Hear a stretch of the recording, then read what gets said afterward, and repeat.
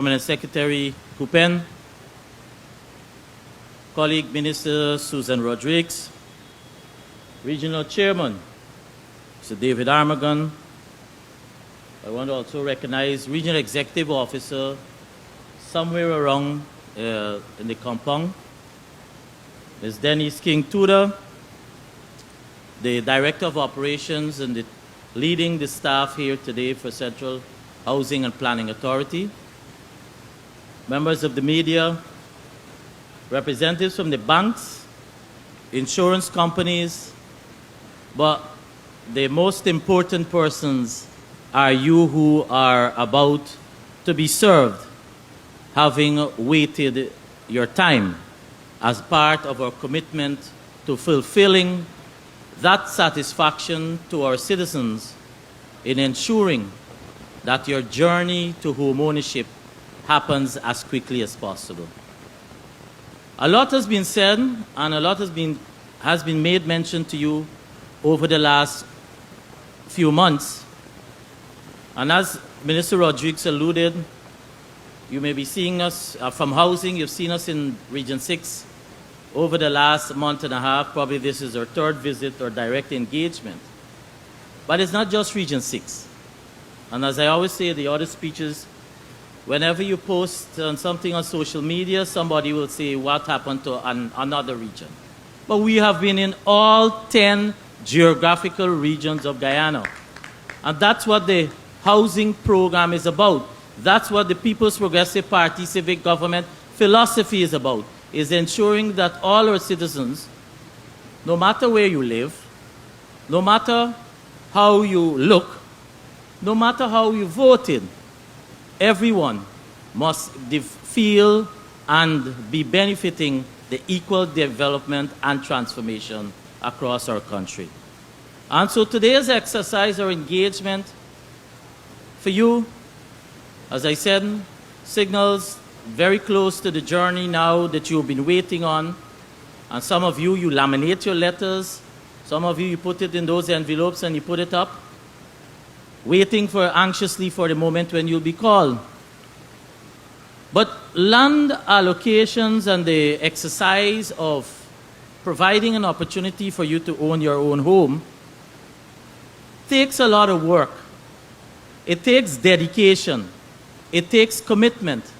And when I say commitment, I'm also alluding to financial resources commitment. And as reminded, we came to your communities in the end of 2019, early 2020, presenting our manifesto. And part of our manifesto speaks towards pushing onwards on clearing our backlog of pending applicants that we have in the system. So for example, when we took over, we had a list of pending applicants that was way over 74,000. Let me repeat, over 74,000 pending applicants.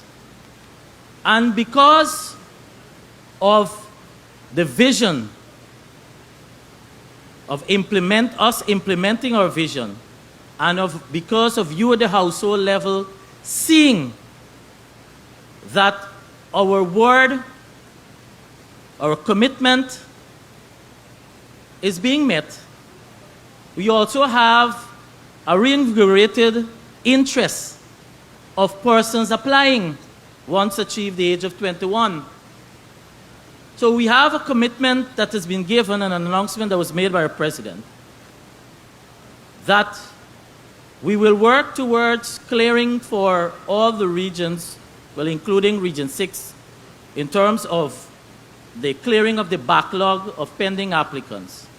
Except Region 4, we will be able to do that for the period ending up to December 31st, 2024. So it brings me to the point the chairman was making. You have here, and I see some older persons, who were waiting close to a decade. And then when I look in the audience, I see some young faces who may have applied within the last 2 years. And that's the difference of the opportunities under the People's Progressive Party civic government, whereby now our young people, our citizens, don't have to wait years to aspire to be able to be served. Don't have to wait a protracted period thinking that you're going to be until your 40s, then you will be able to go to the bank, and obviously the lending period will be shorter, to be able to acquire a loan to have your own home. As soon as you become an adult, you can start thinking about that planning. You can start planning. And that's the difference. To do all of this, it's very easy for me to come and give figures today as I normally do.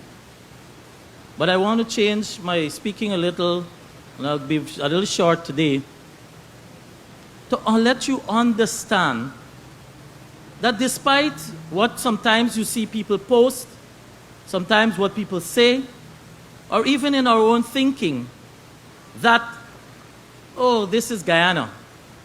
First of all, it means Guyana, land of many water. So it means, therefore, we don't have to worry how we use water, right? We have land. We have land in abundance in the sense that persons are concentrated along the coastline. And so we say, oh, all the backlands are available. But to develop and to make available lands costs money. And so while we're growing as a country, and that is why we have been able to do more as quickly as possible, while we're growing as a country, we must never take for granted that your cost that you're paying today is heavily subsidized.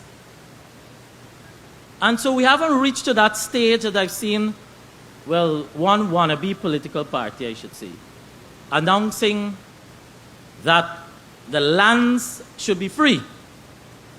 I agree with you. I agree it should be free.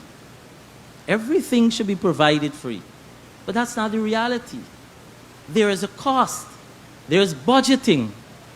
And we have to also balance our resources, and the dynamic that government faces is to be able to make available for land use for competing interests. So for us here in Region 6, we have competing interests with Gaisuco, the resuscitation of Gaisuco, and the expansion of the sugarcane industry, so land for that purpose. You have the cattle farmers who are in a dilemma too because they want land for themselves, and then we keep moving them. The chairman, every time they go outreach, he'll tell you. So you have the encroachment now in terms of the farmland, whether it's for rice. It's encroaching obviously where the cattle farmers are, and we have to keep shifting the cattle farmers inwards. And then again, on government level, you have competing interests for land for housing development. So the dynamics therefore means that when I say you must not take lightly that your government is committed and is delivering, we must also give kudos and give a big round of applause and praise to our president, the former Minister of Housing and Water, President Dr. Mohamed Irfan Ali, because every possible resource that we've asked for to be able to do things as quickly as possible, we have received the necessary resource. In fact, you now have in the housing sector a capacity challenge because the contractors cannot, and so far are not able to keep up with the rate of implementation for the infrastructure work that is required to ensure that you get your land as quickly as possible. So here in Region 6, for example, while we have allocated, prior to today, 4,545 allottees in a number of areas. Today, as a result of being able to acquire additional land, you now have the continuation. We started in a small way the last time we were here, but in a major way, the new Overwinning housing scheme. And so the areas, for example, just to give you an idea of those 4,500 plus we have allocated. Molson Creek. The allocations that have been done at Molson Creek, it's over 1,039 acres of land. I repeat, 1,039 acres of land. Hochstyle, we started that a month and a half ago. While it's about 300 lots, 75 acres of land. Because we also have private owners, persons who have leases. So everybody would like to have a land, well, not everybody, but a lot of people have been asking, I want a land near to Rosal, I want a central location. The reality is we can only allocate where it's available. That's the reality. The very Providence that we allocated a month ago, we started here, very neighbor to where you are going. So you are neighbors to what is called Providence and Glasgow. Combined 637 acres of land. 600, and the area today that you will be allocating is a total size of over 815 acres of land that will be developed for your new housing area. This area, on average, is about 2 miles away here from New Amsterdam. And we have divided it in terms of the design. There's track E, track E1, track F, track G, and track I. So if you see one of those tracks, it's part of Overwinning, but it all depends on where on the plan that you fall, whether it's on the low, moderate, middle, or high income. Today, for the persons, we did have some feedback when we were here 2 weeks ago, as I said. And when we were here, there were a number of persons who didn't get through. We took note of those names, and those persons were specifically called, in addition to a number of persons who have been on our outreaches. But we're not turning away anyone, but I'm saying specifically we call persons. So today, focus is on the high, moderate, and middle income bracket. However, if there's anyone who comes today that should be for tomorrow, you will still be served, because the staff today will work to finish of what we have over as part of the 1,800 allocations to be done. This new Overwinning area, which, as I said, established only this year with Providence and Glasgow, the main access points will be along the upper northwest boundaries. And we have planned two major routes. You have one that extends to Main Street, that's the public road, running south from New Amsterdam. And then you have another one to the west that turns to the west.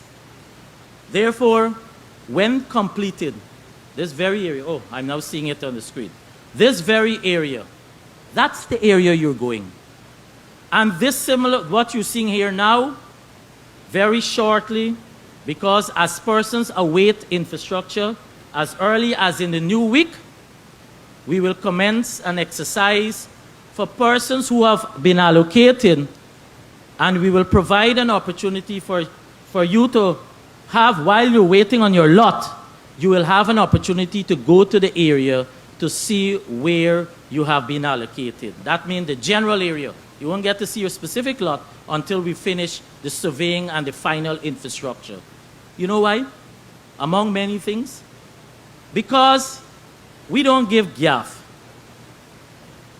I see one former minister who had responsibility for housing and should be ashamed to even speak about the housing sector, because there's no comparison. That says, first of all, keep repeating that the figures we give, it's fake. So Minister Rodriguez said to you, overall, we're 48,000 plus. And of that 48,000 plus, there are different categories. There's pure residential, there's residential commercial, there are those that we have allocated through the regularization process directly. So when you take into consideration the residential commercial regularized, we're talking about over 47,850 lots. And then when you take the other allocations on the commercial, etc., that's how you get 48,000. But we can show you every one of those 93 new areas we have opened up in the last 4.5 years, of which 6 are part of Region 6. And so we'll start an exercise, the persons will have an idea, and you can start the planning. And we've been issuing letters, which you will receive when you're allocated shortly, that commits, and in every area has its own update. So for example, the one you're getting today will say to you on the procurement process has started for the infrastructure work. Because unlike in the past, where when they're allocated an area, would have had to wait maybe 2 and more years for the infrastructure work, we are starting the infrastructure work in the very year. As soon as the area is ready, as soon as we are able to proceed on allocation, we start the tendering process. We don't have the luxury of waiting because we have a base out there in terms of applicants who are waiting to be served. 4,000 plus, as I said, for over 4,500 plus pending applicants in terms of active applicants is what we met when we came in 2020. And we have continued to serve to ensure that that backlog is cleared. So I therefore want you to understand that on average, it costs a minimum of $5 million to do just basic infrastructure work where your lot will be. So if you get the area and you have the responsibility to develop that portion in which you will lie, $5 million on minimum on average. And that is why we say to you, whatever is being accosted today is highly subsidized, and it's a minimal to the requirements for us to do the first phase infrastructure, which includes the utility services of electricity and water. We have before us, therefore, a Bible that we can speak to. And why do I call it a Bible? A Bible for our land allocation and our acquisition. Because we work with a program. We work with a plan. I already hear statements that say, oh, it's election gimmick. But we have been working continuously, and we've said that we've committed 50,000. But notice I didn't speak to 50,000 because 50,000 is no longer our target. We have achieved beyond our manifesto commitment. We are therefore working as your government to ensure that we satisfy and make your region better. So whether on the investment on the health sector as outlined by the chairman, whether they're planning already starting to have a permanent fixture bridge across the river so we don't have to check scheduling, whether the development that will happen in the hub in terms of the Palmyra area as a result of the planned Deepwater Harbor and the build-out commercial activities that will happen that will create employment, all of those are on stream, as well as there will be new opening of lands with once other farm-to-market roads are done, but you have the first target is your widening and the expansion on the 4-lane of the entire Quarantine Highway that goes to Molson Creek. So that congestion we have on the road now, that work has already started. These are all tendered works. These are all contracted. And today it's towards the implementation phase. So everything that I've said to you over the last 5 minutes, these are not things that we have to go back and plan. These are things that are set on stream already. These are investments that are already committed. These are expenditures that have started. And so the continuation,